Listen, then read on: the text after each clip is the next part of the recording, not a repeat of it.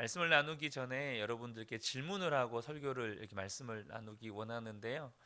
여러분들은 하나님 나라에 대해서 얼마나 생각하면서 살고 계십니까? 하나님 나라는 어떤 곳일까? 하나님 나라는 얼마나 좋은 곳일까? 혹시 이런 생각들 해보지 않으셨습니까? 오늘 우리가 읽었던 이 시편 45편은 하나님 나라에 대한 노래입니다. 어떤 왕에 대한 노래인데요. 그 왕이 어떤 왕인지는 이 시편 기자가 기록하고 있지는 않습니다. 그런데 어느 왕이 혼인 잔치를 해요. 시편 기자가 이 왕의 혼인 잔치에서 왕을 향한 노래를 부르는 것입니다. 그런데 이 어떤 왕을 향한 시가 왜 성경에 기록되어 있을까요? 그것은 이 왕이 바로 예수 그리스도를 예언하고 있기 때문입니다. 예수 그리스도에 대한 예언의 시이기 때문에 성경에 기록되어 있는 거죠. 모든 성경이 마찬가지입니다. 어떤 성경도 예언이든 예언의 성취이든 예수님을 담고 있기 때문에 성경인 것입니다. 어떤 왕이 계셔요. 그 왕이 왕후를 맞아들이는 혼인 잔치를 지금 열었습니다. 그리고 이제 이 시편 기자는 그 혼인 잔치에서 왕을 노래하는 겁니다. 2절을 보면 사람이 낳은 아들 가운데에서 임금님은 가장 아름다운 분, 하나님께서 임금님에게 영원한 복을 주셨으니 임금님의 입술에서는 은혜가 쏟아집니다. 17절도 보면 내가 사람들로 하여금 임금님의 이름을 대대에 기억하게 하겠사오니 그들이 임금님을 길이길이 찬양할 것입니다. 지금 이 시편 기자가 자기가 할 수 있는 최고의 찬사로 왕을 노래하고 있죠. 그런데 사실 이런 찬사는 사람이 들을 수 있는 찬사가 아닙니다. 오직 왕으로 믿고 있는 예수 그리스도만이 이 노래를 받으실 수가 있는 거죠. 여러분은 다 하나님 나라가 있다는 것을 믿으실 것입니다. 그런데요, 이 하나님 나라가 저와 여러분의 마음에서는 어느 정도의 비중을 차지하고 있습니까? 예수님이 이 땅에 오신 것은 하나님 나라를 회복하기 위함이라고 말씀하셨습니다. 에덴 동산은 하나님의 나라였죠. 그런데 아담과 하와가 선악과를 따먹고 타락하면서 하나님의 나라를 잃어버리게 되었습니다. 그런데 바로 이 인간들이 잃어버린 하나님의 나라를 다시 인간들에게, 우리 인생들에게 되돌려 주시기 위해서 예수님께서 우리 이 땅에 오셨다는 것입니다. 세례 요한이 처음 했던 설교가 마태복음 3장 2절의 말씀인데요. 그때 세례 요한이 뭐라고 설교를 합니까? 회개하라, 천국이 가까이 왔느니라, 이렇게 하나님의 나라를 선포하면서 설교를 시작합니다. 예수님도 마태복음 4장 17절에서 처음으로 하셨던 설교가 바로 회개하라, 천국이 가까이 왔느니라로 시작했던 설교입니다. 하나님의 나라가 임했다고 하는 이 설교로 말씀을 시작하신 거죠. 예수님께서 부활하시고 난 다음에 이 땅에 40일을 더 머무셨거든요. 근데 여러분, 예수님이 40일 동안 뭐 하시면서 제자들과 머무셨을까요? 사도행전 1장 3절을 보면 40일 동안 그들에게 보이시며 하나님 나라의 일을 말씀하시니라 라고 성경은 기록하고 있습니다. 또 제자들도 또 사도 바울도 그들이 전했던 복음의 핵심이 또 하나님의 나라였습니다. 사도행전 28장 30절에서 31절을 보면 바울이 온 이태를 자기 셋집에 머물면서 자기에게 오는 사람을 다 영접하고 하나님의 나라를 전파하며 주 예수 그리스도에 관한 모든 것을 담대하게 거침없이 가르치더라. 그러니까 성경은 온통 하나님의 나라에 대해서 증거하고 있고, 예수님도 우리에게 하나님의 나라를 증거하고 또 그 하나님의 나라를 회복시키기 위해서 오셨다는 것입니다. 자, 이만큼 하나님의 성경은 하나님의 나라를 중요하게 다루고 있는데, 예수를 믿는 저와 여러분에게 있어서 하나님의 나라는 어떤 의미가 있고 또 인생에서 어느 정도의 비중을 차지하고 있느냐는 겁니다. 예수 믿는 사람들에게 있어서 하나님의 나라에 대한 태도는 대략 네 가지로 나뉩니다. 첫 번째는 하나님의 나라를 향하여 살아가고 있는 사람입니다.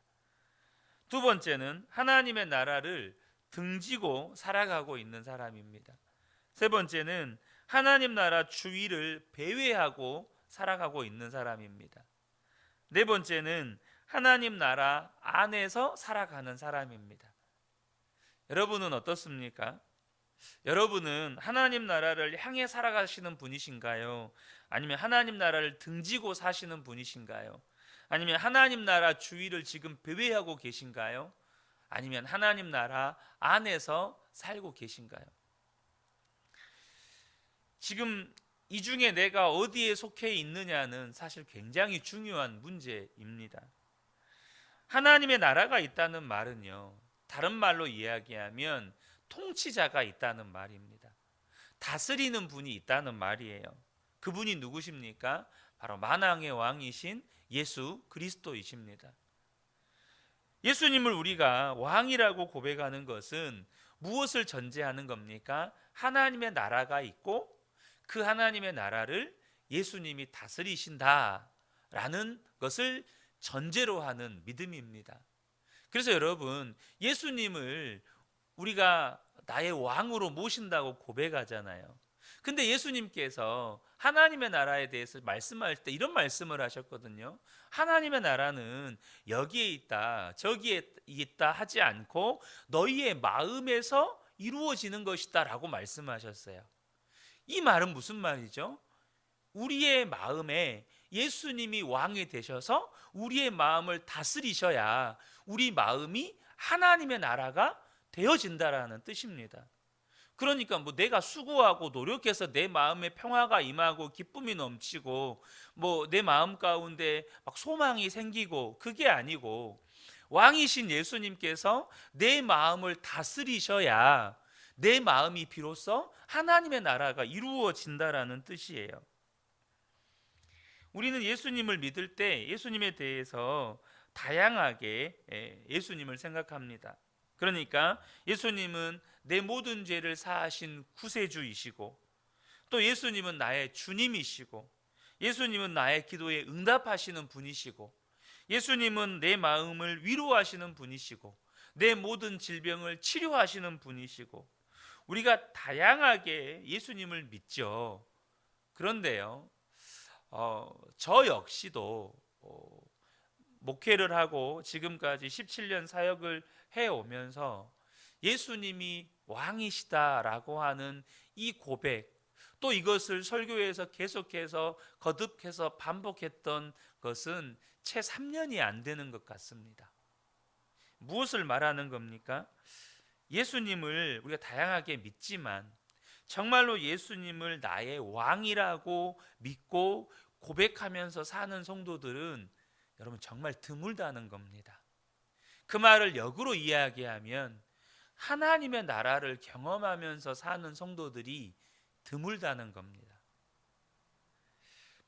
여러분은 정말로 예수님을 나의 왕이라고 믿고 사십니까? 여러분, 이 왕이라는 말은 통치자라는 말입니다. 그래서 이 질문을 이렇게 바꿔볼 수 있어요. 여러분은 정말로 예수님의 통치 아래 살고 계십니까? 오늘도 무슨 말을 하거나 행동을 하거나 해갈 때 정말로 왕이 계신다, 왕이 나를 다스리고 계신다 라는 믿음으로 그렇게 살아가느냐 하는 겁니다. 예수님을 왕이라고 말은 하지만 실제로 다 내 마음대로 하고 있다면 말과 행동이 완전히 다른 거예요. 말은 예수님이 왕이라고 해놓고 실제 살아가는 모습은 내 마음대로 사는 거죠. 그러니까 예수님을 믿지만 진짜 예수님을 왕으로 여기는 분들이 드물다는 거죠. 오늘 이 본문이 우리에게 주시는 강력한 메시지가 이것입니다. 정말로 우리는 예수님을 왕으로 모시고 사는가? 정말로 예수님이 왕이신가? 여러분에게는 정말로 왕이 계십니까? 마태복음 6장 33절에 보면 그런즉 너희는 먼저 그의 나라와 그의 의를 구하라. 그리하면 이 모든 것을 너희에게 더하시리라. 여러분, 하나님 나라, 본문에 방금 읽었던 마태복음 6장 33절에서 너희는 먼저 그의 나라를 구해라 라는 이 그의 나라는 뭘 말하는 겁니까? 하나님 나라를 구하며 살라는 거예요. 여러분, 우리가 예수님을 믿어도 정말로 하나님께서 우리에게 모든 것을 더해 주지 못하시는 이유가 뭘까요? 그것은 먼저 그의 나라와 그의 의를 구하지 않기 때문입니다. 다시 말하면 정말로 예수님이 왕이신 삶이 분명하지가 않기 때문이에요. 하나님께서 우리의 삶에 모든 것을 더해주고 싶으세요. 근데 여러분, 하나님이 더해주시는 그 모든 것은 하나님의 나라에만 담길 수 있어요. 다시 말하면 내 마음에 하나님의 나라가 이루어져야 하나님이 부어주시는 모든 것이 담길 수가 있습니다. 그런데 내 마음 안에 하나님의 나라가 이루어지지 않으니, 내가 하나님 나라 안에서 살고 있지를 않으니 하나님께서 모든 것을 더하여 주실 수가 없는 것이죠.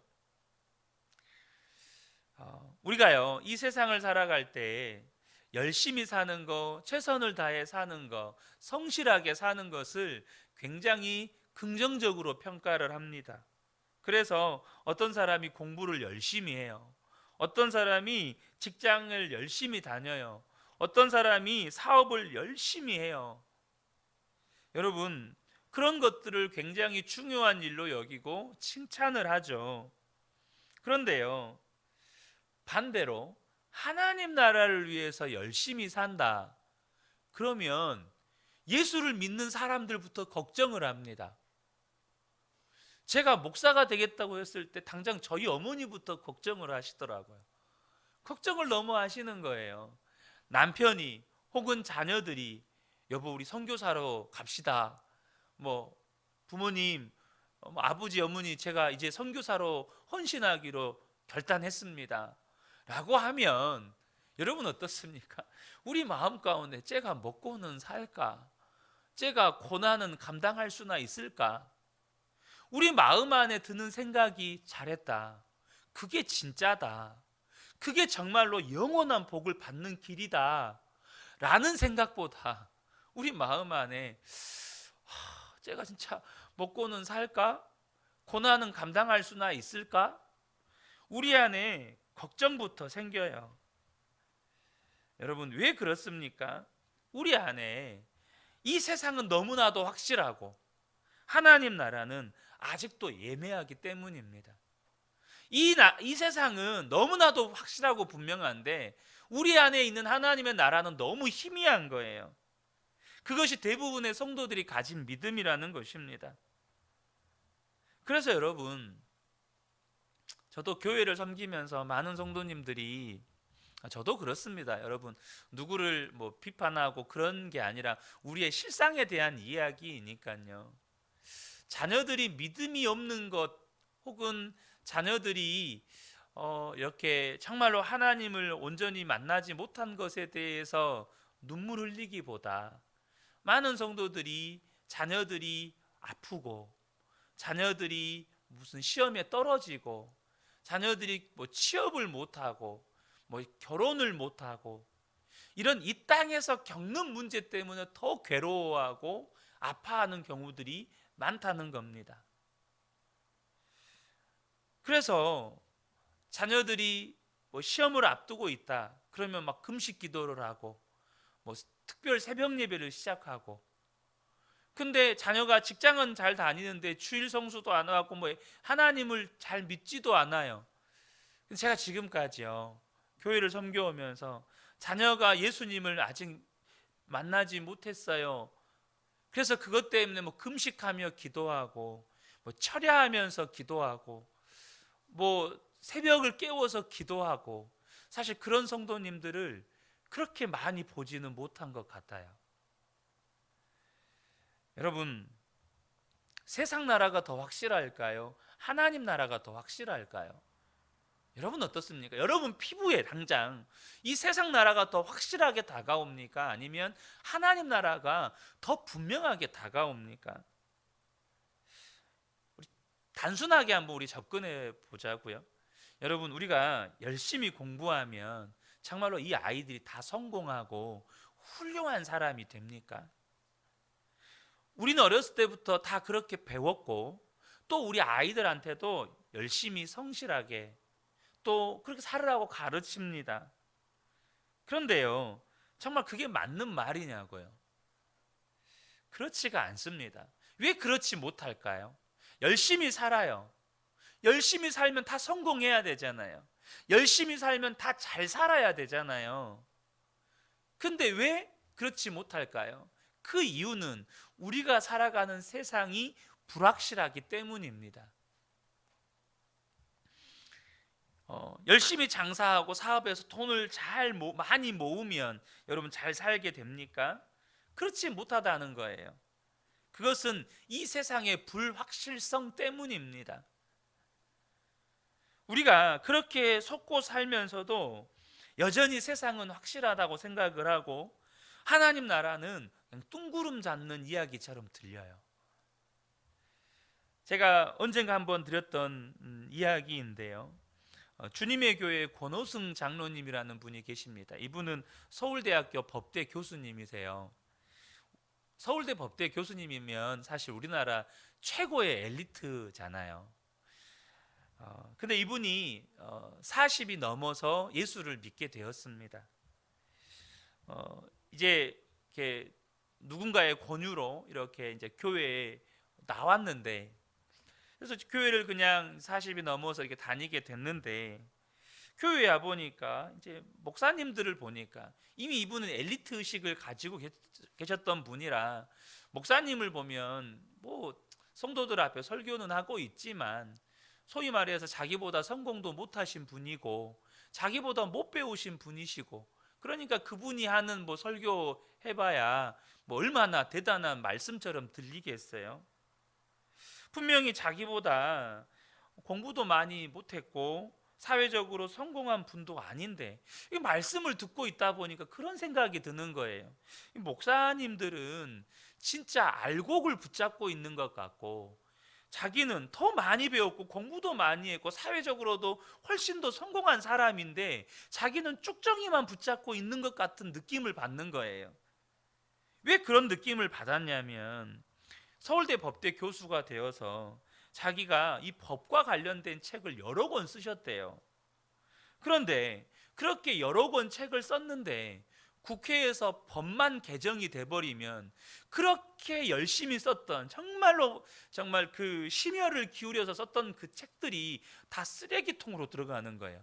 법 하나 개정돼 버리면 자기가 쓴 모든 책들이 다 쓰레기통으로 들어가는 거예요. 자기가 쓴 책 중에 50년 이상 읽혀지는 책이 없는 거예요. 그런데 목사님이 들고 나와서 설교하는 그 성경책은 수천 년 동안 1.1획도 변경된 적이 없는 거예요. 그리고 그 성경을 가지고 사역을 하는데 정말로 놀라운 사역의 열매들이 있는 거예요. 구원받는 사람들을 주변에서 계속해서 보는 거예요. 그래서 자기도 이 법과 관련된 책을 내려놓고 성경을 읽기 시작했대요. 그런데 자기가 공부했던 이 법과 관련된 이 모든 원리나 지혜가 성경에 있더라는 거예요.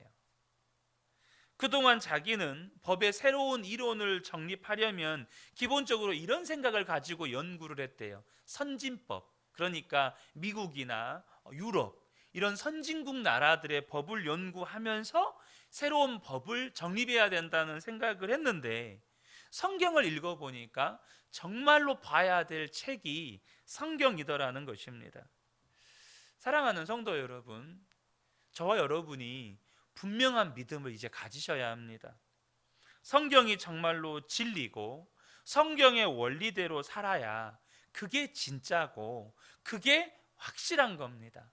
그것이 알곡을 붙잡는 일이라는 거예요. 세상이 가르쳐주는 지혜는요, 불확실해요. 제가 주일날 그 해겔의 변증법 이야기를 잠깐 했었습니다.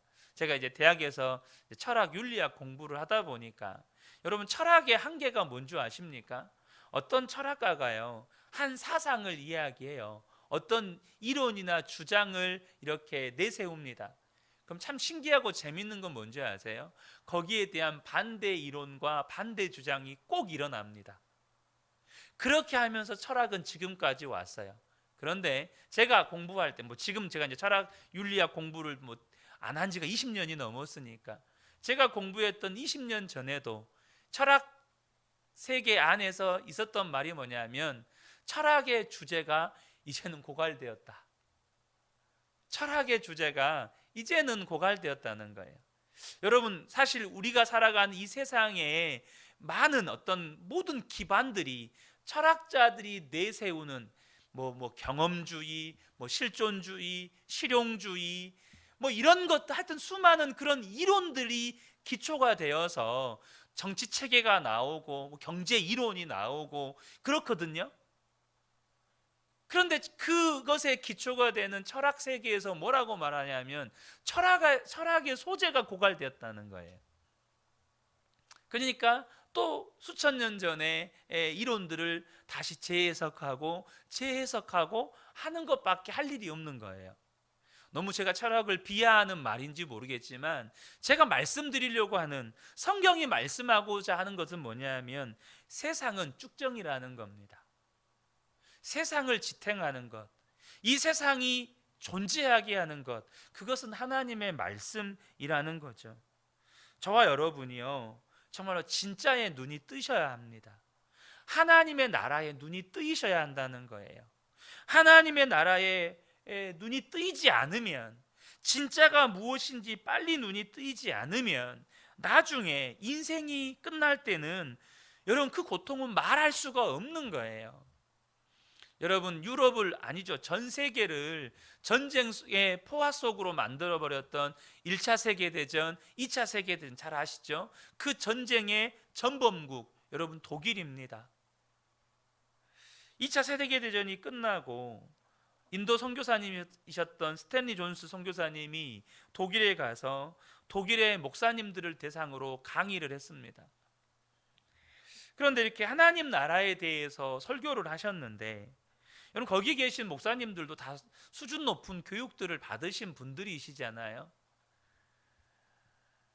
지금도 세계 5대 신학교 중에 하나의 신학교가 독일에 있는 티빙겐 신학대학교라고 하는 이 신학대학교입니다. 그런데 그렇게 높은 수준의 교육을 받으신 분들인데, 이 스탠리 존스 선교사님의 설교를 듣다가 목사님들이 중간중간에 이렇게 책상을 이렇게 주먹으로 때리시는 거예요. 그러니까 이제 선교사님은 설교를 듣다가 목사님들이 책상을 두드리시니까 불편한 거죠. 내가 설교를 잘못했나? 내가 지금 저분들을 화나게 만들었나? 이런 생각이 들면서 불편한 마음으로 설교를 하시고 마치셨어요. 그런데 강연이 끝나고 목사님들이 찾아오셔서 선교사님께 이런 말을 했다는 거예요. 우리가 그동안에 그걸 몰랐습니다. 독일 교회가 그동안에 무엇이 진정한 삶의 기초인지, 무엇이 진정한 삶의 목표인지 몰랐습니다. 바로 하나님의 나라였는데 독일 교회가 그것을 모르고, 하나님의 나라가 신앙의 기초여야 되는데 그것을 모르고 히틀러에게 그렇게 미혹되어서 독일이 이 지경이 되었고 전 세계를 전쟁의 포화 속으로 몰아넣었습니다 라고 말을 하는 거예요. 그것 때문에 마음이 너무 원통해서 책상을 쳤다는 겁니다. 사랑하는 성도 여러분, 우리가 모두가 똑같습니다.